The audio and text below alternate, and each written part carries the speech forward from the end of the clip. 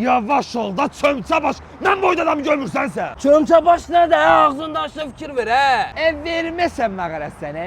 İndi gözəsən, mən sən göstərəcəm lağarram. Gözəsən, alo. Bu nə bax, istim adam çağırır. Adam çağırmaq qalsa bizdə də adam vardır. Hə? Gözlə görüm, alo.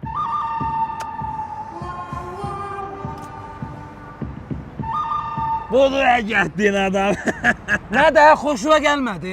Yox, gəlmədi. O da sən kimi çömçə başdır. Sən kimsən ha? Çalışqan fikir ver, fidan fasona baxmırsan. Taxta başa oxşuysan. Mənə çömçə deyənə bax. Mənim başım xarabdır. Mən nə ayam bir danış. Yox, elə sən başa dönürəm. Sən söhbətin zadın başını bırax. Sən harasan? Şəkili. Ay sən başa dönürəm. Nə istəyirsən? Şəkili nə yer? Piti yer. Neçə vaxt piti yemirəm. Piti istəyirəm. Bir sən qurban olam. Gəl sən aparacam piti yeməyə. Qəşəng piti verirlər burada. Başına dönüm, gəl.